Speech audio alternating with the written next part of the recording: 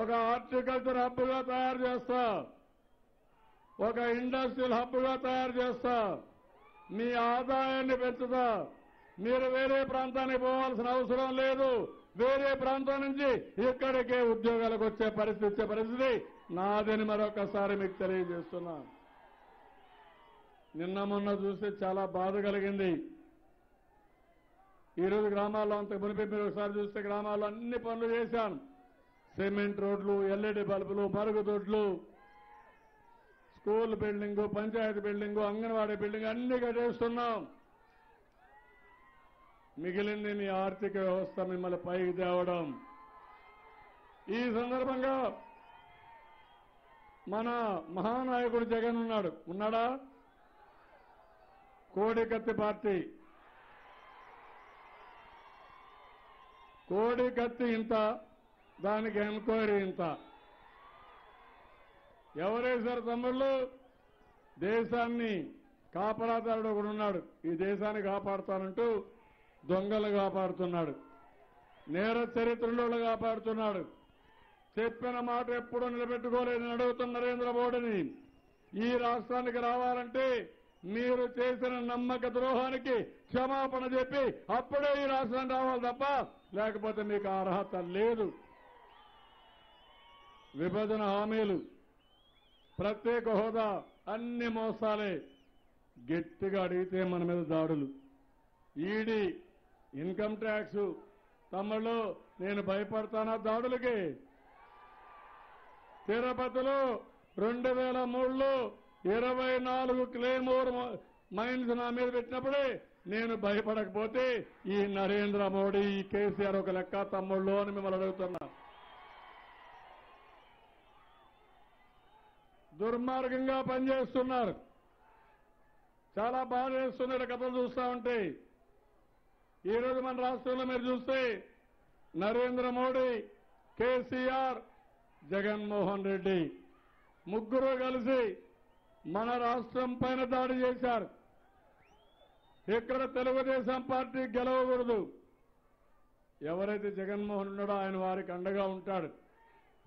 ఈయన ఊడుగుంచడానికి సిద్ధంగా ఉన్నాడు.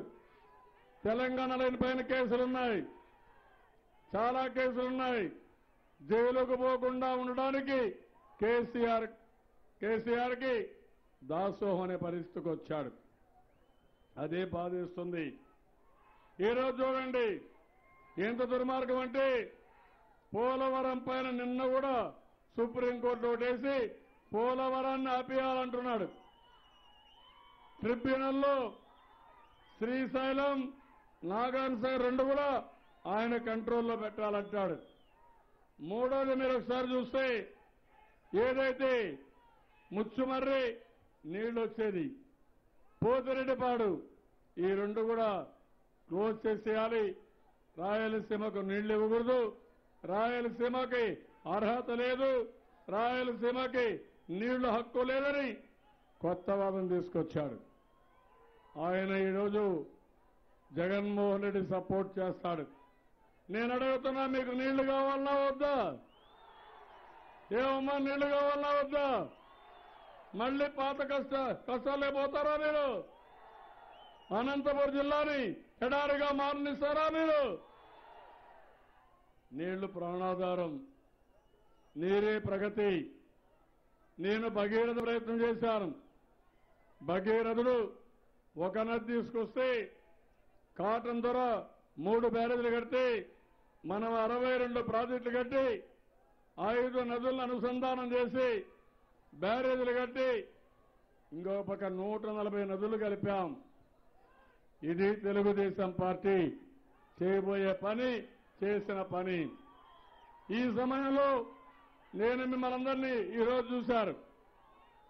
నిన్నైతే పీయూష్ గోయల్ చెప్పాడు, ఎవరైతే జగన్మోహన్ రెడ్డి మాతోనే ఉన్నాడు, కేసీఆర్ మాతోనే ఉన్నాడు, నిన్నే చెప్పాడు. నిన్న మన ఆఫీసర్ను కూడా ట్రాన్స్ఫర్ చేశారు. ఎలక్షన్ కమిషన్కి అధికారం లేదు. మామూలుగా చేస్తే ఒక పద్ధతి ఉంటుంది. ఇంటెలిజెన్స్ అనే అధికారి ఎలక్షన్ డ్యూటీలో రాడు. ఆయన మనకు భద్రత, నాకు కానీ, మినిస్టర్లకు కానీ, ఎమ్మెల్యేలకు కానీ, నాయకులకు కానీ భద్రత కల్పిస్తాడు. ఆయన్ని ట్రాన్స్ఫర్ చేసి కావాలని మనల్ని ఇబ్బంది పెట్టడానికి ముందుకు పోయారు. నిన్నే మీరు చూశారు కడపలో వివేకానంద రెడ్డి గారి హత్య.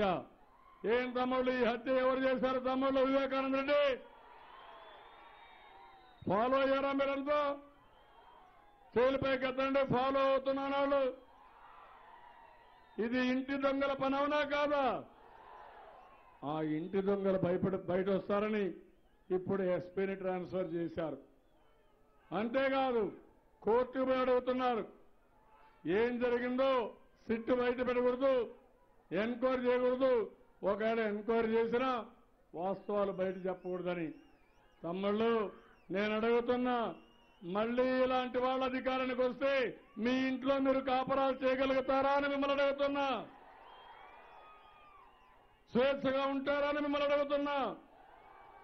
మీకు రౌడీజం కావాలన్నా, అభివృద్ధి కావాలన్నా, హత్యలు కావాలన్నా, నీళ్లు కావాలన్నా? అందుకే నేను మిమ్మల్ని అందరినీ కోరడానికి వచ్చాను. నాకు భయం లేదు, పోరాడతా. కానీ మీరు కూడా ఒకటి గుర్తుపెట్టుకోవాలి, కేసీఆర్ తెలంగాణలో 16 సీట్లు గెలుస్తాను, ఢిల్లీలో చక్రం చెప్తానంటాడు. మొన్ననే 88, 89 సీట్లు గెలిచి ఇప్పుడు అపోజిషన్ పార్టీస్ అన్ని కొనేసి ఆయన ఏదో బలమైన నాయకుడిగా ప్రొజెక్షన్ ఇచ్చుకున్నాడు. తెలంగాణ రాష్ట్రం మనకు అన్యాయం చేసింది, అవునా కాదా? మీకు కూడా కోపం ఉందా లేదా? మనల్ని తిట్టాడా లేదా? రాక్షసులు అన్నారు, దోపిడీదారులు అన్నాడు, బందిపోట్లు అన్నాడు, గతి లేకుండా వచ్చామన్నారు. ఎన్ని విధాలు తిట్టాలో అన్ని విధాలు తిట్టాడు. 1,00,000 కోట్ల రూపాయలు మనకు రావాల్సిన వాటా ఎగ్గొట్టాడు. తిరిగి మనమే దాడి చేస్తూ 5,700 కోట్ల రూపాయలు కరెంటు వాడుకుని దానికి కూడా డబ్బులు కట్టకుండా దెబ్బతీసే పరిస్థితికి వచ్చాడు. ఈరోజు ఒకటే అడుగుతున్నా, ఈరోజు అతను ఇక్కడ పెత్తనం చేయాలని జగన్మోహన్ రెడ్డి ఆయనకు ఊడిగం చేస్తానంటున్నాడు. చేసుకొని నాకేం బాధ లేదు, పోయి లోటస్ పాండ్లో ఉండండి, ఊడిగం చేయండి, బాంఛన్ని కాళ్ళు మొక్కతాన్ని మొక్కండి, ఆయన కాళ్ళు కడుక్కోండి, ఆ నీళ్లు నెత్తినేసుకోండి, నాకేం బాధ లేదు. మీకు ఇబ్బంది కలిగితే మాత్రం ఖబర్దార్ జాగ్రత్తగా ఉండండి, వదిలిపెట్టరు. మాకు రావాల్సిన నీళ్లు కానీ రానియకుండా చేసిన, మా హక్కులు కాళ్ళరాచిన, ఒకప్పుడు నేనే హైదరాబాద్ అభివృద్ధి చేశాను కానీ ఇప్పుడు నాకే బాధలా. మీ ఇల్లు మా ఇంటికి ఎంత దూరమో మా ఇల్లు కూడా మీ ఇంటికి అంతే దూరం. ఖబర్దార్ జాగ్రత్తగా ఉండమని హెచ్చరిస్తున్నా. ఏం తమ్ముళ్ళు మీకు రోషం ఉందా? ఏమమ్మా మీకు కోపం ఉందా? భవిష్యత్తు పైన ఆలోచిస్తున్నారా? ఆలోచించినప్పుడు ఇలాంటి పార్టీకి ఓట్లేస్తారా? పోరాడతారా లేదా? పిరికితనం ఉందా మీకు? డబ్బులు పైన సంపాదిస్తా. ఒకటే చెప్తున్నా, ఆత్మగౌరవం చంపుకున్న తర్వాత అది జాతి కాదు అని చెప్పి మరొకసారి తెలియజేస్తున్నా. నా ఆంధ్రుల్ని ఎవరైనా అవమానిస్తే ఖబర్దార్ జాగ్రత్తగా ఉండండి, మిమ్మల్ని వదిలిపెట్టమని మరొకసారి హెచ్చరిస్తున్నానని చెప్పి కూడా నేను మీకు తెలియజేస్తున్నా. ఈరోజు గుంతకల్లో ఈ నియోజకవర్గంలో బీసీలు ఎక్కువగా ఉన్నారు. అందుకే మీరు చూస్తే 21 కార్పొరేషన్లు వేశాం, అన్ని కులాలకు కార్పొరేషన్లు పెట్టాం. ఇంకో పక్క ఆదరణ తీసుకొచ్చాను. ఎప్పుడూ వెనుకబడిన వర్గాలకు రుణపడి ఉంటాను, మీకు అండగా ఉంటాను. అందుకని ఇంకో పక్క ఇక్కడ యాదవులు ఉన్నారు, వాల్మీకులు ఉన్నారు. మొన్నే వాల్మీకులకి ఒక ఎమ్మెల్సీ కూడా ఇచ్చా. అదే మరిగా ఈరోజు ఇక్కడుండే యాదవులందరికీ హామీ ఇస్తున్నా, తప్పకుండా మీకు కూడా రాజకీయ గుర్తింపు ఇస్తానని మరొకసారి మీకు హామీ ఇస్తున్నా. ఇంకో పక్కన బీసీల కోసం 10,000 కోట్ల రూపాయలతో ఒక ప్రత్యేకమైన బ్యాంకు కూడా పెట్టి మిమ్మల్ని అభివృద్ధి చేస్తానని మీ అందరికీ హామీ ఇస్తున్నాను. దేశంలో ఎక్కడా లేదు, అది మన రాష్ట్రంలో పెడుతున్నాం. నాకు బీసీల పైనుండే ప్రేమ ఈ పార్టీని ఆదరించింది, గెలిపించింది, గెలిపించబోయేది, ఎప్పుడు అండగా ఉండేది వెనుకబడిన వర్గాలు, వారికి ఎప్పుడు నేను అండగా ఉంటానని మరొకసారి తెలియజేస్తున్నా. మొన్నే జైహో బీసీ రాజమండ్రిలో పెడితే బ్రహ్మాండంగా ముందుకొచ్చారు. ఇక్కడ మైనారిటీ సోదరులు ఉన్నారు, వారికి కూడా హామీ ఇస్తున్నా. ఇమాములకి మౌజుములకి 10,000 రూపాయలు 5,000 రూపాయల ఆందోళన ఇస్తాం. 25 రెసిడెన్షియల్ స్కూల్స్ పెడతాం. మైనారిటీస్ని పూర్తిగా ఆదుకుంటా అన్ని విధాల ముందుకు తీసుకెళ్తాను. ఎవరైతే కాపులున్నారో బలిజలున్నారో వాళ్ళకి రిజర్వేషన్లు 5% తీసుకొచ్చాం. అగ్రవర్ణాలకు కూడా 5% పెట్టి వాళ్ళకు కూడా ఒక ప్రత్యేకమైన కార్పొరేషన్ పెట్టి వాళ్ళని ఆదుకుంటున్నాం. వైశ్య కానీ, బ్రాహ్మణ్ కానీ, కడాన రెడ్లకు కానీ, కమ్మాస కానీ అందరికీ కూడా పేదరికం ఎక్కడుంటే అక్కడ నేనుంటాను. పేదరికమే నా కులం తప్ప వేరే కులం నాకు లేదని మరొకసారి విజ్ఞప్తి చేస్తున్నా. అందుకని ఈరోజు ఈ పనులు చేస్తూ మనం ముందు పోయినప్పుడు మీ అందరి యొక్క సహకారం అవసరం. క్రైస్తవ ఆస్తులు కాపాడుతాం. అదే మాదిరిగా పేద క్రైస్తవులకి ఇళ్లు కట్టిస్తాం. ఇంకో పక్కన ఎయిడెడ్ పాఠశాలకి ఆర్థిక సహాయం చేస్తాం. క్రైస్తవ పాఠశాలలు శిథిలావస్థ కూడా సహకరించి అన్ని విధాలు చేస్తాం. కమ్యూనిటీ హాల్స్ కూడా నిర్మాణం చేస్తామని చెప్పి నేను మీ అందరికీ తెలియజేసుకుంటూ ఇక్కడికి వచ్చినప్పుడు ఇంకా కూడా గుంతకల్లు,